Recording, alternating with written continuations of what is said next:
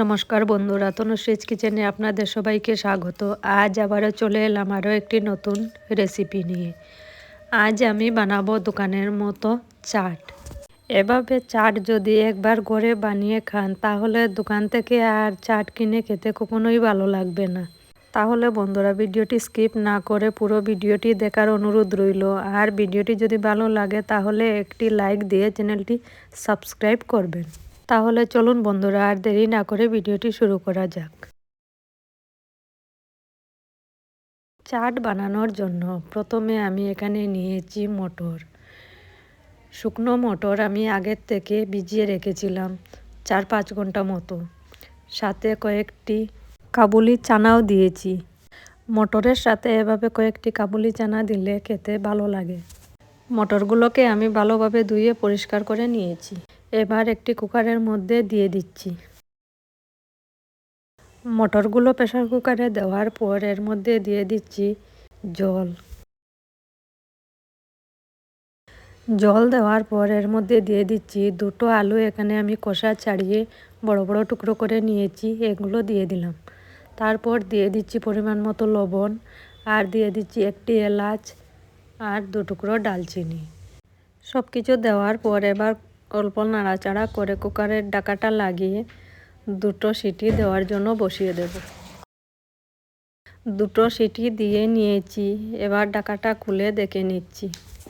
মটর আর চানাগুলো খুব সুন্দর সেদ্ধ হয়ে গেছে। এবার এর মধ্যে থেকে আমি আলুগুলোকে নামিয়ে নেব।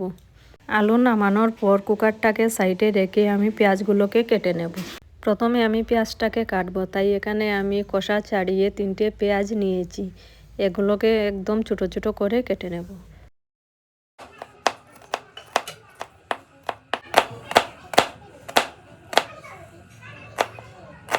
পেঁয়াজগুলো কাটার পর আমি একটি বাটিতে তুলে নিচ্ছি। তারপর এখানে নিয়েছি একটি টমেটো। টমেটোটাকেও আমি একদম ছোটো ছোটো করে কেটে নেব।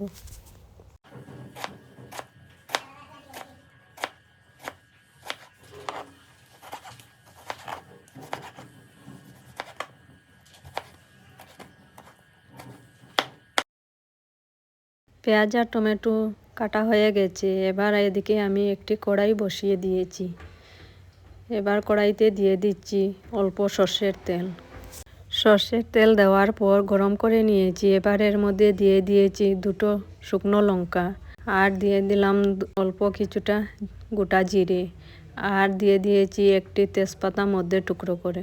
তারপর দিয়ে দিচ্ছি এখানে কুচি করে কেটে রাখা পেঁয়াজ। পেঁয়াজ দেওয়ার পর এবার পেঁয়াজটাকে আমি ব্রাউন করে ভাজবো। পেঁয়াজ ভাজা হয়ে গেছে। এবার এর মধ্যে দিয়ে দিয়েছি কেটে রাখা টমেটো। টমেটো দেওয়ার পর আবারও কিছুক্ষণ নাড়াচাড়া করে নেব। কিছুক্ষণ নাড়াচাড়া করার পর এবার অল্প লবণ দিয়ে দিলাম।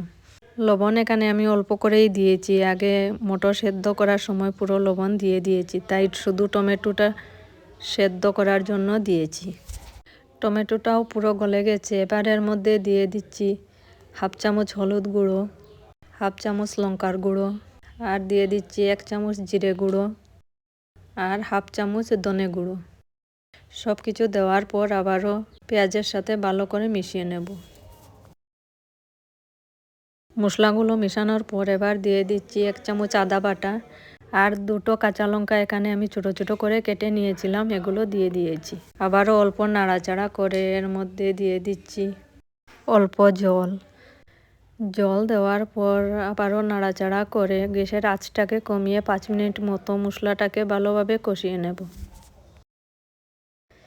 এবার দিয়ে দিচ্ছি কালারের জন্য 1/2 চামচ কাশ্মীরি লঙ্কার গুঁড়ো।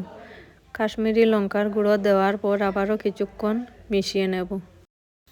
আবারও কিছুক্ষণ নাড়াচাড়া করার পর মশলাগুলো ভালোভাবে কষানো হয়ে গেছে। এবার মটরের সাথে সেদ্ধ করা আলুগুলোকে আমি নামিয়ে নিয়েছি। এগুলোকে ম্যাশ করে এর মধ্যে দিয়ে দেব। ম্যাশ করা আলুগুলো কড়াইতে দেওয়ার পর আবারও একসাথে মিশিয়ে নেব। আলুগুলো ভালোভাবে মিশিয়ে নিয়েছি। এবার এর মধ্যে দিয়ে দিচ্ছি সেদ্ধ করে রাখা মটর। মটর দেওয়ার পর অল্প নাড়াচাড়া করে এবার আমি 10 মিনিট মতো এগুলোকে ভালোভাবে ফুটিয়ে নেব। 10 মিনিট মতো ভালোভাবে ফুটিয়ে নিয়েছি। ঝোলটা একদম শুকিয়ে গেছে, খুবই সুন্দর হয়েছে। এবার এর মধ্যে দিয়ে দিচ্ছি গরম মশলার গুঁড়ো আর কিছুটা কস্তুরি মেথি। দেওয়ার পর আবারও নাড়াচাড়া করে নেব। অল্প নাড়াচাড়া করে নিয়েছি, পুরো তৈরি হয়ে গেছে মটরের ঘুগনি। এবার নামিয়ে নেব। নামানোর পর আবারও কড়াই বসিয়ে দিয়েছি। কড়াইতে দিয়ে দিলাম অল্প তেল। সাদা তেল দেওয়ার পর এর মধ্যে দিয়ে দিচ্ছি কয়েকটি লাল বাদাম। লাল বাদামটাকে অল্প নাড়াচাড়া করে ভেজে নেব। বাদামটা ভাজা হয়ে গেছে, এবার নামিয়ে নিচ্ছি। নামানোর পর এবার একই কড়াইতে ভেজে নেব কয়েকটি ফিঙ্গার পাঁপড়। বাদাম আর পাঁপড় ভেজে নিয়েছি। এবার আমি চাট বানিয়ে নেব। সব কিছু রেডি করার পর আমি এখানে একটি প্লেটে কিছুটা ঘুগনি নিয়েছি। এবার এর উপরে দিয়ে দিচ্ছি কেটে রাখা গাজর। তারপর দিয়ে দিচ্ছি ছোট ছোট করে কেটে রাখা বিট। তারপর দিয়ে দিচ্ছি কুচি করে কেটে রাখা টমেটো। তারপর এর মধ্যে দিয়ে দিচ্ছি কুচি করে কেটে রাখা ধনেপাতা। ধনেপাতা দেওয়ার পর এর মধ্যে দিয়ে দিচ্ছি কুচি করে কেটে রাখা পেঁয়াজ। পেঁয়াজ দেওয়ার পর এবার পাঁপড়টাকে আমি এর মধ্যে ভেঙে দিয়ে দিচ্ছি। পাঁপড় দেওয়ার পর এর মধ্যে দিয়ে দিচ্ছি ভেজে রাখা বাদাম। বাদাম দেওয়ার পর এর মধ্যে দিয়ে দিচ্ছি টমেটো সস। টমেটো সস দেওয়ার পর এর মধ্যে দিয়ে দিচ্ছি উপরে দিয়ে দিচ্ছি কিছুটা ভুজিয়া। সব কিছু দেওয়ার পর পুরো তৈরি হয়ে গেছে দোকানের মতো চাট। দেখতেই পাচ্ছেন বন্ধুরা কতটা সুন্দর হয়েছে। এভাবে চাট বানালে খেতেও অনেক সুস্বাদু হয়। বন্ধুরা এভাবে চাট একবার ঘরে বানিয়ে খেয়ে দেখবেন, খুবই ভালো লাগবে। আর আমার আজকের এই ভিডিওটি কেমন হয়েছে তা অবশ্যই কমেন্ট করে জানাবেন। আর ভিডিওটি ভালো লাগলে শেয়ার করে দেবেন। তাহলে আজকের জন্য এতটুকু। আবারও দেখা হচ্ছে আরও একটি নতুন ভিডিওতে নতুন রেসিপির সাথে।